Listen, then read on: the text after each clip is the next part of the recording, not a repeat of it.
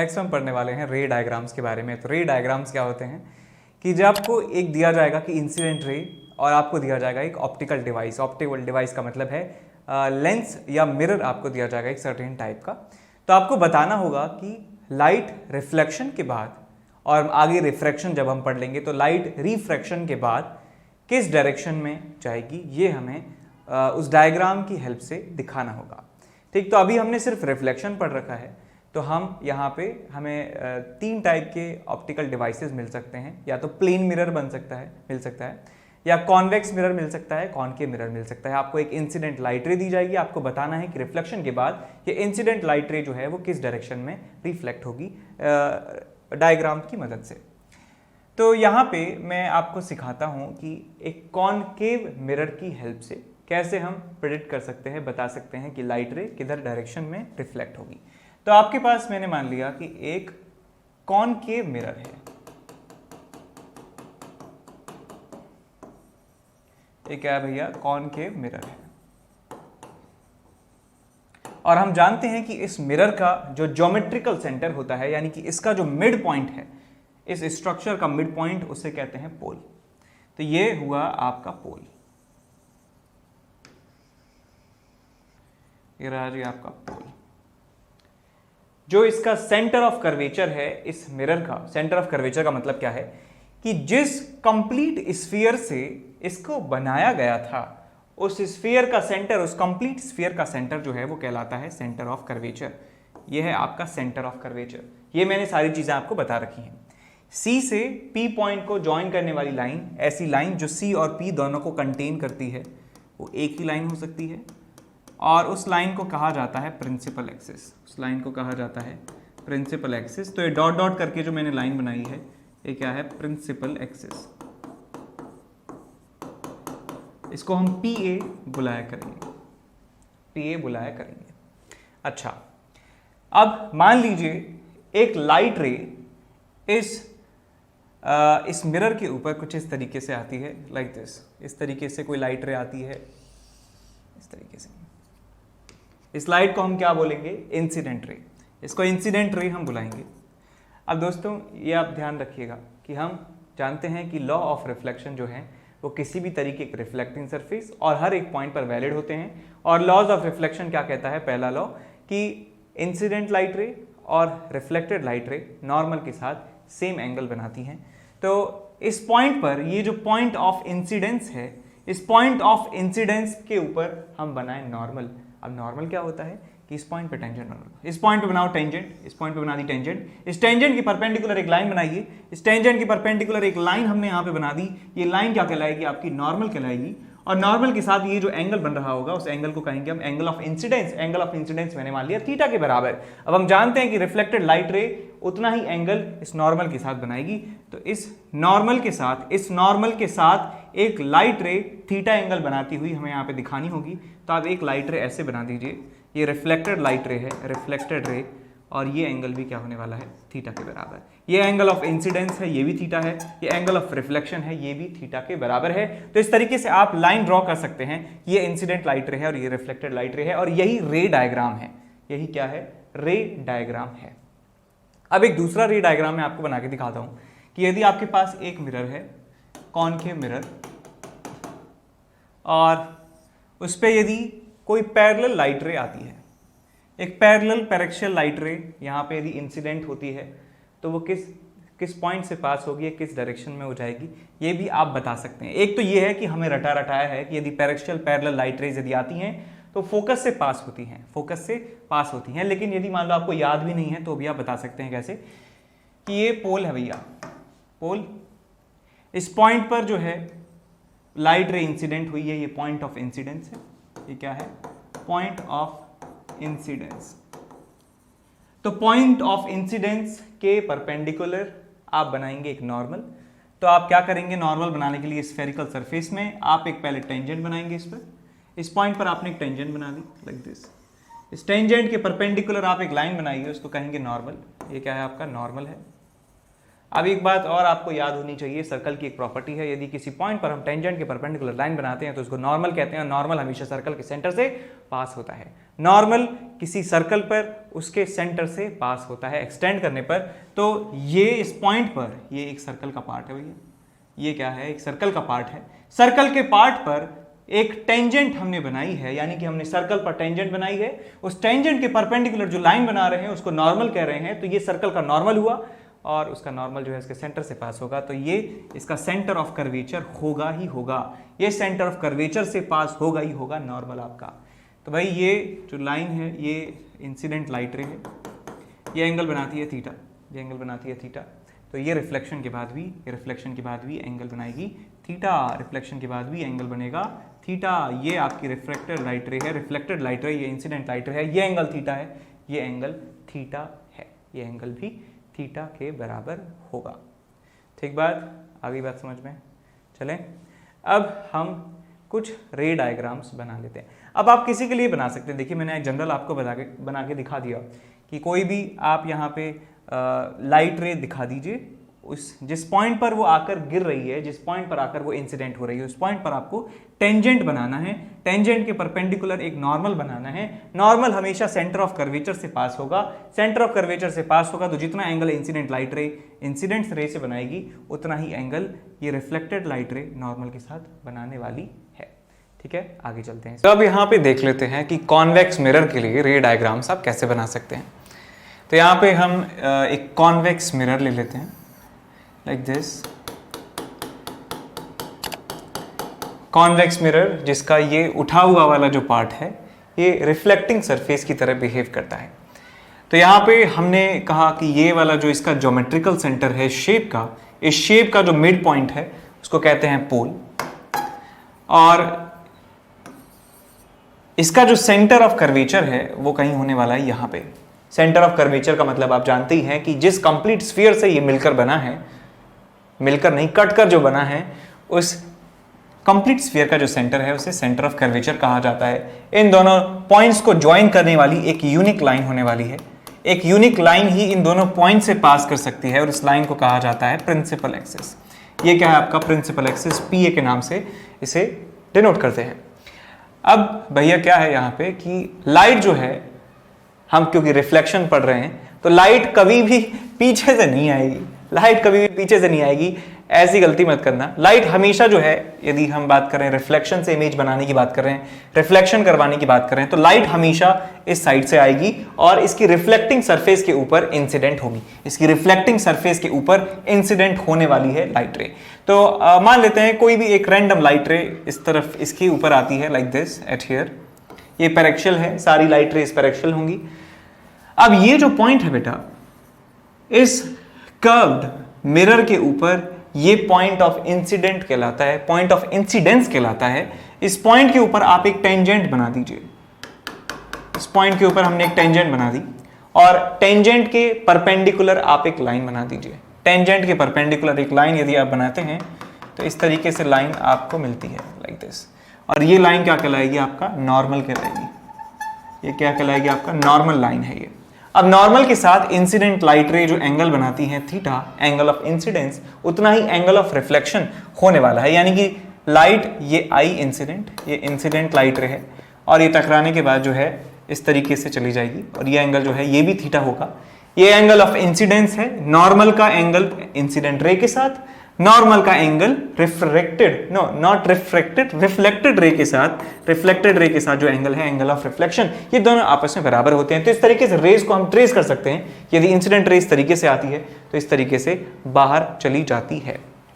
अब इसके बाद और यहाँ पे हम जानते हैं कि यदि पैरेलल लाइट रे आती है तो क्या होता है उसके साथ, वो फोकस से पास करती है। तो पैरेलल लाइट रे यदि एक कॉन्वेक्स मिरर के ऊपर आती है तो वो फोकस से पास करती है। ये प्रिंसिपल एक्सिस है, ये आपकी पैरेलल लाइट रेज आ रही हैं प्रिंसिपल एक्सिस के पैरेलल, ये आपका सेंटर ऑफ कर्वेचर है और ये आपका पोल है।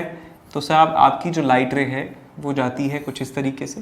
इसको भी आप कह सकते हैं कि ये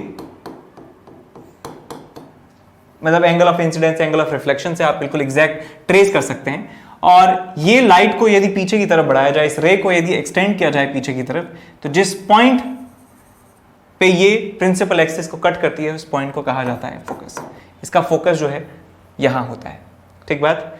तो ये आपकी रिफ्लेक्टेड रे है, ये आपकी इंसिडेंट रे है, और ये जो एक नॉर्मल आपका होने वाला है, ये नॉर्मल के साथ जो एंगल यहाँ होगा एंगल ऑफ इंसिडेंस, यही एंगल ऑफ रिफ्लेक्शन होने वाला है आपको, ठीक है। आगे चलते हैं। इसके बाद नेक्स्ट हमारे सामने है कुछ स्टैंडर्ड रे डायग्राम्स जो आपको बहुत ही फ्रीक्वेंटली आपको ज़रूरत पड़ेगी और वो आपको याद भी होने चाहिए। बार बार हमें ये टाइम इतना नहीं मिलेगा कि हम बार बार नॉर्मल इस पॉइंट पर ड्रॉ करें, फिर angle of incidence is equals to angle of reflection लगाएं, फिर उसको ट्रेस करें। तो कुछ स्टैंडर्ड रे डायग्राम जो हैं वो आपको याद ही रखने पड़ेंगे। तो इनमें से पहला ये है कि यदि लाइट रे पैरेलल इंसिडेंट होती है और वो पैरेक्शियल है तो वो एक फोकस से पास करती है, फोकस से पास करती है, ठीक। और आपको ये भी मालूम है कि यदि लाइट रे पैरेलल तो हैं लेकिन प्रिंसिपल एक्सिस के पैरेलल नहीं है तो वो फोकल प्लेन में जो है उनका फोकस जो फोकल प्लेन में जो है वो आकर मिलती है। ऐसे ही कॉन्वेक्स मिरर के लिए आप देख सकते हैं कि यदि कोई पैरेलल लाइट रे आती है पैरेलल टू प्रिंसिपल एक्सिस तो वो रिफ्लेक्शन के बाद फोकस से निकलती हुई प्रतीत होती है। ये आपका फोकस है। ये रे डायग्राम आपको देखने को मिलता है। उसके बाद दूसरा हमारे पास है कि यदि एक कॉनकेव मिरर के ऊपर एक लाइट रे यदि सेंटर ऑफ कर्वेचर से पास होती है, मान लीजिए सेंटर ऑफ कर्वेचर से कोई लाइट रे जा रही है इस तरीके से, तो वापस इसी रास्ते से लौट जाती है, ऐसे ही हम बात करें यदि एक कॉन्वेक्स मिरर के लिए यहां पे इसका सेंटर ऑफ कर्वेचर है और एक लाइट रे इस तरीके से आती है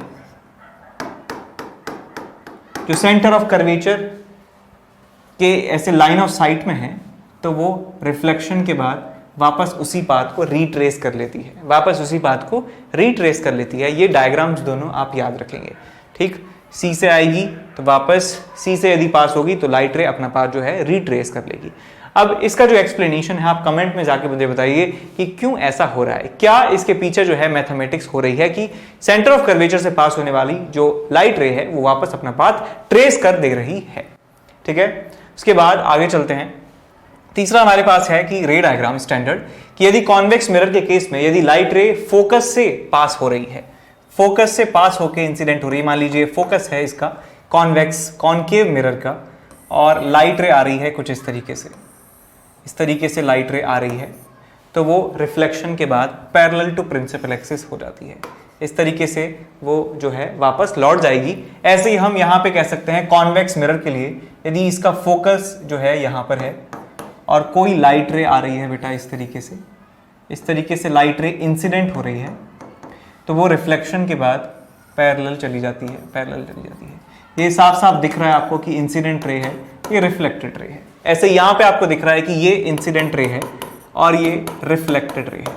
तो ये डायग्राम आप याद रखेंगे, ठीक। उसके बाद अगला जो है स्टैंडर्ड डायग्राम वो ये होता है कि यदि पोल पर कोई इंसिडेंट लाइट रे आती है लाइक दिस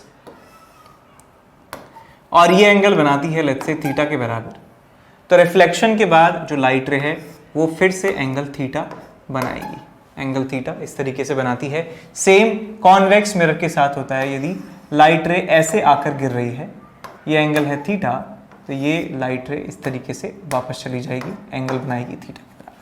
तो ये 4 कॉनकेव मिरर के लिए, 4 कॉन्वेक्स मिरर के लिए स्टैंडर्ड रे डायग्राम्स हैं जो आपको याद होने ही चाहिए, ठीक है। इसके बाद आगे चलते हैं। नेक्स्ट हम पढ़ने जा रहे हैं फोकल लेंथ के बारे में। तो फोकल लेंथ इस बड़े से वर्ड में जो यहाँ पे एक नाम जाना पहचाना सा लग रहा है, फोकल यानी रिलेटेड टू फोकस, तो ये है भी बिल्कुल रिलेटेड कि आपके पास एक कॉनकेव मिरर है या कॉन्वेक्स मिरर है, किसी भी टाइप का आपके पास मिरर है और उस मिरर के ऊपर जब पैरेलल लाइट रेज इंसिडेंट होती हैं, तो वो एक पर्टिकुलर पॉइंट से पास होती हैं। जितनी भी पैरेलल लाइट रेज इस मिरर के ऊपर आएंगी तो वो एक पर्टिकुलर पॉइंट के ऊपर जो है क्या होती हैं, पास होती हैं पास होती हैं इस तरीके से, और इस पॉइंट को कहा जाता है फोकस, इस पॉइंट को कहा जाता है पोल, और पोल और फोकस के बीच का जो डिस्टेंस होता है उसको कहा जाता है फोकल लेंथ, और इसको स्मॉल f से डिनोट किया जाता है। तो ये डिस्टेंस fp जो है उसे ही फोकल लेंथ कहा जाता है। ऐसे ही आप कॉन्वेक्स मिरर के लिए भी बता सकते हैं कि यदि पैरेलल लाइट रेज इसके ऊपर आकर गिर रही हैं लाइक दिस, तो ये टकराने के बाद कुछ इस तरीके से रिफ्लेक्ट हो जाती हैं, और इन रिफ्लेक्टेड लाइट रेज को पीछे एक्सटेंड करने पर जो पॉइंट हमें मिलता है उसे फोकस कहते हैं। और फोकस ये है, ये आपका पोल है साहब, और पोल और फोकस के बीच का जो डिस्टेंस है उसे फोकल लेंथ कहा जाता है। तो फोकल लेंथ यहां पे हम लिख देंगे, फोकल लेंथ क्या है, distance between pole and focus is focal length of mirror. यदि हम लेंस की जब बात करेंगे तो लेंस के केस में क्या होगा, ये पोल जो है उसको ऑप्टिकल सेंटर कहेंगे, और फोकस जो है फोकस ही रहेगा। तो ये आपके पास आपका डेफिनेशन मिल गया फोकल लेंथ का। फोकल लेंथ जो है, फोकल लेंथ इसकी जो वैल्यू होती है वो होती है r/2। r/2 इस फोकल लेंथ की वैल्यू होती है। अब भैया r क्या है, r है radius of curvature. Radius of curvature क्या है कि जिस कंप्लीट स्फीयर से कट कर ये जो हमारा मिरर है बना है, उस कंप्लीट स्फीयर का जो रेडियस है उसे रेडियस ऑफ कर्वेचर कहा जाता है। तो यहाँ पे हम r लिख देंगे आगे, r क्या है, रेडियस ऑफ कर्वेचर। अब ये जो रिलेशन है f small f is equal to capital R/2, इसे हम कैसे प्रूव कर सकते हैं ये हम आगे देखते हैं। तो आगे हम इसका डेरिवेशन देखते हैं कि कैसे इस बात को प्रूव कर सकते हैं कि f की वैल्यू जो है वो r के बराबर, R/2 के बराबर है। डेरिवेशन, तो यहाँ पे आप किसी भी टाइप का एक मिरर ले लीजिए, मैं कॉनकेव ले रहा हूँ, पर्सनल प्रेफरेंस, आप कॉन्वेक्स से भी ये प्रूव कर सकते हैं, बिल्कुल एग्जैक्ट सेम तरीका है, कोई दिक्कत की बात इसमें नहीं है। और ये है साहब आपका प्रिंसिपल एक्सिस, ये है आपका प्रिंसिपल एक्सिस, ये क्या है साहब, ये है आपका पोल। यहाँ पे है आपका सेंटर ऑफ कर्वेचर, यहाँ कहीं होगा अंदाजे से सेंटर ऑफ कर्वेचर, ठीक बात। अब जो भी पैरेलल और पैरेक्शियल लाइट रेज यदि इस पर इंसिडेंट होती हैं, तो यहाँ पे हमने ले लिया एक पैरेक्शियल लाइट रेज आ रही है साहब कुछ इस तरीके से लाइक दिस, ये पैरेक्शियल हैं, पोल के पास गिर रही हैं, ठीक है। अब ये हुआ आपका पॉइंट ऑफ इंसिडेंस, और पॉइंट ऑफ इंसिडेंस पर हम एक नॉर्मल ड्रॉ करना चाहते हैं। नॉर्मल कैसे ड्रॉ करेंगे, आप इस पॉइंट पर पहले एक टेंजेंट बनाइए, इस पॉइंट पर आपने टेंजेंट बना दिया, और उस टेंजेंट के परपेंडिकुलर एक लाइन बनाएंगे जो सेंटर ऑफ कर्वेचर से डेफिनेटली पास होगी। ये है सर आपका नॉर्मल, ये है नॉर्मल, ठीक। ये क्या थी, एक टेंजेंट बनाई थी हमने, टेंजेंट। ये क्या है आपका पॉइंट ऑफ इंटरसेक्शन है, पॉइंट ऑफ इंसिडेंस है। अब ये जितना एंगल बनाती है भैया, ये हमारी इंसिडेंट लाइट रे है, ये क्या है, नॉर्मल है, ये एंगल ऑफ इंसिडेंस है, और उतना ही एंगल ऑफ रिफ्लेक्शन हमें मिलने वाला है। तो यहाँ पे जो रिफ्लेक्टेड लाइट रे होने वाली है वो कुछ उतना ही एंगल हमें बनाती हुई दिखेगी। ये है आपकी रिफ्लेक्टेड लाइट रे, और ये भी एंगल बनाएगी कितना, थीटा के बराबर एंगल ये बनाने वाली है। अब मैंने कुछ नाम यहाँ पे नामकरण सबका किया है, तो हम जानते हैं कि ये वाला जो पॉइंट है ये फोकस होने वाला है, ये फोकस है, और इस पॉइंट को भी कुछ नाम दे देते हैं, लेट्स से इसको O नाम दे देते हैं, ठीक है। अब O से आप परपेंडिकुलर डालिए इस प्रिंसिपल एक्सिस पर, O से परपेंडिकुलर में डालूंगा इस प्रिंसिपल एक्सिस पर, तो आपको मिलने वाला है कुछ इस तरीके से, आपको ये परपेंडिकुलर मिलने वाला है। तो मैं ये वाली जो डिस्टेंस है इसको इग्नोर कर सकता हूं। ये वाली जो डिस्टेंस है, देखिए कि यहां से मैंने जो परपेंडिकुलर डाला है वो एग्जैक्टली पोल पर नहीं है, पोल और इसका जो फुट है परपेंडिकुलर का वो कोइंसाइड नहीं कर रहे हैं। इस परपेंडिकुलर का जो फुट है, इसके जो पैर हैं, चरण हैं, इसका जो पोल है वो एक ही पॉइंट पर नहीं है वैसे तो, लेकिन हम मानते हैं क्योंकि ये रे जो है, लाइट रे, ये पैरेक्शियल हैं, पोल के बहुत ज्यादा पास हैं, तो हम इस छोटे से सेपरेशन को क्या कर सकते हैं, इग्नोर कर सकते हैं। तो अब क्या होगा, इग्नोर कर देंगे। तो हमारे पास ये इस पॉइंट को मान लेते हैं, ये P हुआ ऑलमोस्ट P ही है ये। तो हमारे पास दो ट्राइंगल हमें मिल रहे हैं। दो ट्राइंगल कौन कौन से हैं? ट्राइंगल O P और F। ये ट्राइंगल है कुछ इस तरीके से। और आपके पास और कौन सा ट्राइंगल है? और ट्राइंगल है आपके पास OPC, triangle OP and C। ये दो ट्राइंगल्स आपको यहां पे दिख रहे हैं।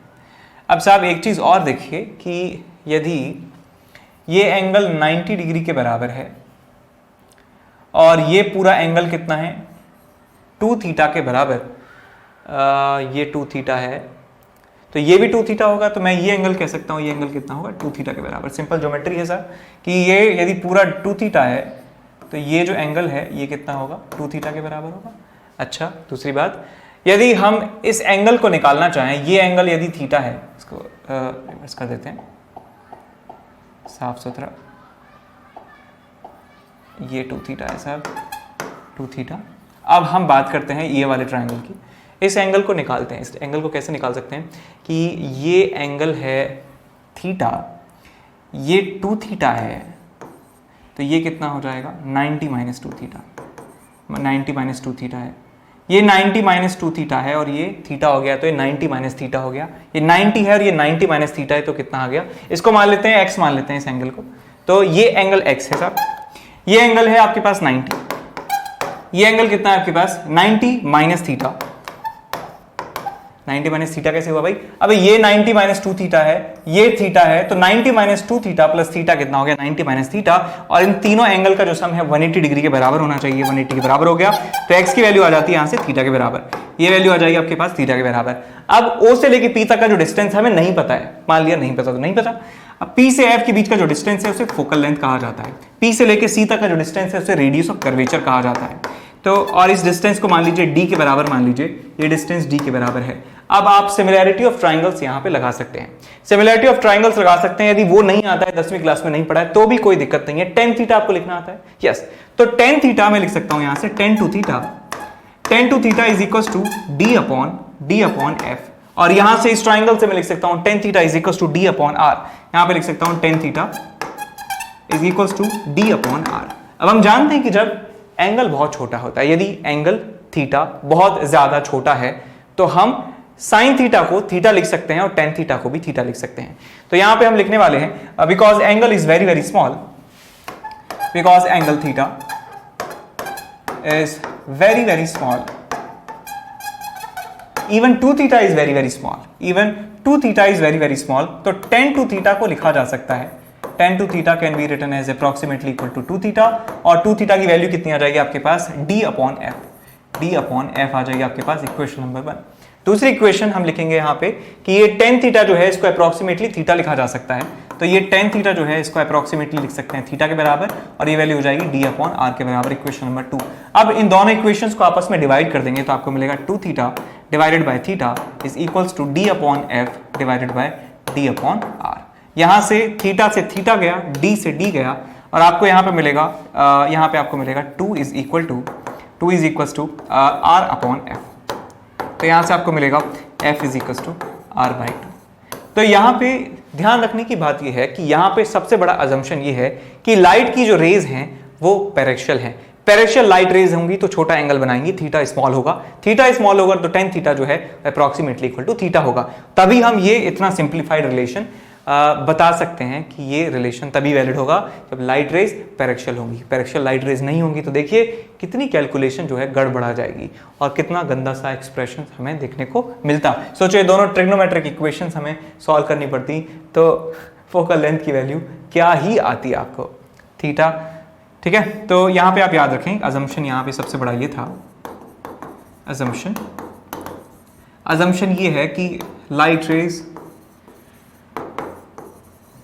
रेज आर पैरेक्शियल, और पैरेक्शियल की डेफिनेशन भी आप यहाँ पे चिपका सकते हैं कि पैरेक्शियल लाइट रेज क्या होती है। ठीक है, आगे चलते हैं इसमें। अब नेक्स्ट इसके बाद बात करते हैं, दो इंपॉर्टेंट टर्म्स हैं जो बहुत ही ज़्यादा फंडामेंटल भी हैं और बहुत ही इंपॉर्टेंट है उनको समझना, उनकी डेफिनेशन को याद रखना। उनका नाम है ऑब्जेक्ट और इमेज। तो यहाँ पे हम यहाँ पे लिखेंगे ऑब्जेक्ट ऑब्जेक्ट। तो ऑब्जेक्ट एक ऐसा पॉइंट है जहां पे इंसिडेंट लाइट रे जो हैं वो इंटरसेक्ट करती हैं। तो यहां पे हम लिखेंगे एक सरल भाषा में, ये पॉइंट ऑफ इंटरसेक्शन,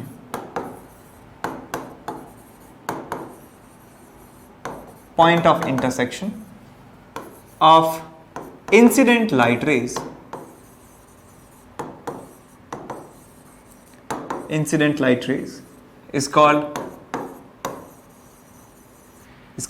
ऑब्जेक्ट। तो मान लीजिए आपके पास कोई भी एक ऑप्टिकल डिवाइस है, कोई भी ऑप्टिकल डिवाइस कोई सा भी हो सकता है। मैं यहां पे इसको मान लेता हूं कि ये आपके पास एक ऑप्टिकल डिवाइस है। ऑप्टिकल डिवाइस, समझ गए? ऑप्टिकल डिवाइस क्या कह रहे हैं कि एक जनरल नाम है, यहां पे कोई भी हो सकता है, लेंस हो सकता है, मिरर हो सकता है। और यदि इंसिडेंट लाइट रेज जो हैं कुछ इस तरीके से आ रही हैं आपके पास, इस तरीके से लाइट जो है, लाइट रेज आ रही हैं इसके ऊपर, तो इन लाइट रेज का जो आपके पास इंटरसेक्शन पॉइंट है, तो ये आगे जाके तो इंटरसेक्ट होंगी नहीं, ये पीछे ही इंटरसेक्ट यहां पर हो रही हैं, तो इस पॉइंट को कहा जाएगा, ये पॉइंट क्या है आपका? ऑब्जेक्ट है। और इसको ऐसे भी देख सकते हैं कि ऑब्जेक्ट है, यहां से लाइट रेज जो हैं वो निकल रही हैं डिफरेंट डायरेक्शन में। तो यहां पे देख सकते हैं कि लाइट का जो बीम यहां से निकल रहा है वो कैसा है? डाइवर्जिंग बीम है। डाइवर्जिंग बीम, डाइवर्जिंग जो है बीम है, डाइवर्जिंग जो है फैशन में लाइट रेज यहां पे इंसिडेंट हो रही है इस ऑप्टिकल डिवाइस के ऊपर। एक और बात यहां पे ध्यान रखनी है कि जब इंसिडेंट रेज एक्चुअल में इंटरसेक्ट करती हैं, एक्चुअल में एक दूसरे से मिलती हैं, तो उस ऑब्जेक्ट को कहा जाता है रियल ऑब्जेक्ट। तो यहां पे ऑब्जेक्ट के आके एक और प्रीफिक्स हम लगाएंगे यहां पे कि ये रियल ऑब्जेक्ट है, क्योंकि इंसिडेंट लाइट रेज एक्चुअल में मीट कर रही हैं, एक्चुअल में मीट कर रही हैं। अब कहोगे सब कि एक्चुअल में मीट होना क्या होता है? मीट हो रही है तो हो रही है, नहीं हो रही तो नहीं हो रही। आगे मैं आपको दूसरा एग्जांपल आपको समझाता हूं कि मान लीजिए आपके पास एक ऑप्टिकल डिवाइस है लाइक दिस, एक ऑप्टिकल डिवाइस है लाइक दिस, और लाइट का जो बीम है वो कुछ इस तरीके से गिर रहा है। लाइट का बीम जो है वो कुछ इस तरीके से गिर रहा है लाइक दिस। तो हम यदि इनका इंटरसेक्शन पॉइंट देखना चाहें तो देखिए पीछे की तरफ तो ये इंटरसेक्ट कभी करेंगी नहीं, लेकिन आगे की तरफ पॉसिबिलिटी है कि ये इंटरसेक्ट कर सकती हैं। तो यदि मैं इन इंसिडेंट लाइट रेज को मैं एक्सटेंड कर देता हूं, ध्यान रखें एक्सटेंड कर रहे हैं हम इंसिडेंट लाइट रेज को, तो इनको आप एक्सटेंड करिए इस तरीके से।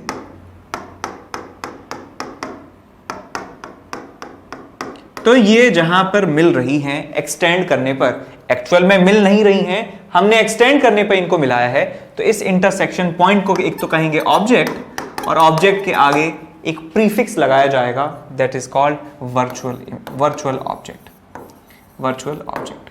तो आप यहां पे ध्यान रखें डेफिनेशन में कि रियल ऑब्जेक्ट क्या होता है कि जब इंसिडेंट लाइट रेज एक्चुअल में एक पॉइंट पर इंटरसेक्ट करती हैं तो इस पॉइंट को रियल ऑब्जेक्ट कहा जाता है, और जब इंसिडेंट लाइट रेज एक्चुअल में इंटरसेक्ट नहीं करती हैं, एक्चुअल में मीट नहीं करती हैं, बल्कि इनको एक्सटेंड करने पर वो इंटरसेक्ट करती हैं, तो ऐसे इंटरसेक्शन पॉइंट को इंसिडेंट लाइट रेज का उसे कहा जाता है वर्चुअल ऑब्जेक्ट। तो यहां पे देख सकते हैं कि इंसिडेंट लाइट रेज जो हैं यदि कन्वर्जिंग नेचर की हैं, कन्वर्जिंग, यदि कन्वर्जिंग इंसिडेंट रेज हैं तो हमें वर्चुअल ऑब्जेक्ट मिलता है, यदि डाइवर्जिंग टाइप की इंसिडेंट रेज हैं तो हमें रियल ऑब्जेक्ट मिलता है, रियल ऑब्जेक्ट से वो निकलती हैं। अब ना तो कन्वर्जिंग हो ना डाइवर्जिंग हो, पैरेलल लाइट रेज हो तो क्या होता है? तो यदि लाइट रेज इंसिडेंट इंटरसेक्ट कहीं भी नहीं हो रही हैं, आपस में वो पैरेलल हैं, आपस में कैसी हैं? पैरेलल हैं, और ये आपके पास आपका ऑप्टिकल डिवाइस है, कुछ भी हो सकता है इसके अंदर ऑप्टिकल डिवाइस, तो हम मानते हैं कि जो ऑब्जेक्ट है वो इनफाइनाइट पर है, ऑब्जेक्ट एट इंफिनिटी। तो तीन तरीके के ऑब्जेक्ट आपको मिल चुके हैं, एक रियल ऑब्जेक्ट, वर्चुअल ऑब्जेक्ट, और एक object at infinity. Object at infinity ना तो वर्चुअल है ना रियल है, इस बात का ध्यान रखें। उसके बाद हम आगे चलते हैं इमेज। दूसरा हमारे पास इंपॉर्टेंट टर्म है इमेज, जो बहुत ही ज्यादा फंडामेंटल है कि इमेज किस पॉइंट को कहा जाता है। तो ऑब्जेक्ट में हमने देखा था कि इंटरसेक्शन पॉइंट इंसिडेंट रेज का होता है, यहां पे रिफ्रैक्टेड या रिफ्लेक्टेड रेज का जो इंटरसेक्शन पॉइंट है उसे इमेज कहा जाता है। तो यहां लिखेंगे this is the point of intersection, this is point of intersection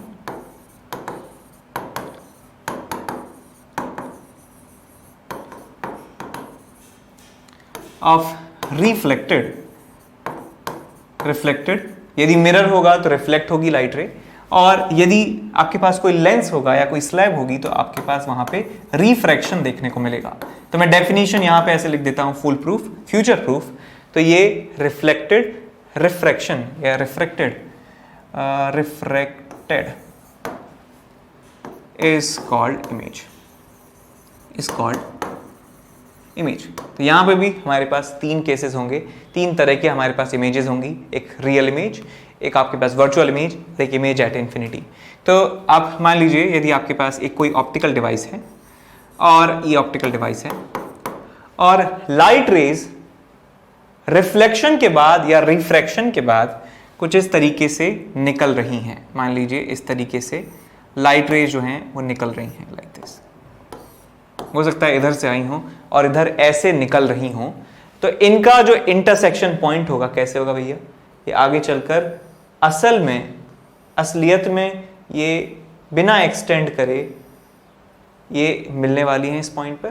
तो इस पॉइंट पर क्योंकि एक्चुअल में इंटरसेक्शन हो रहा है तो इसलिए हम यहां पे प्रीफिक्स लगाएंगे रियल, और क्योंकि ये रिफ्लेक्टेड या रिफ्रैक्टेड रेज हैं, रिफ्लेक्टेड रेज या रिफ्रैक्टेड रेज हैं, तो इसको कहा जाएगा इमेज।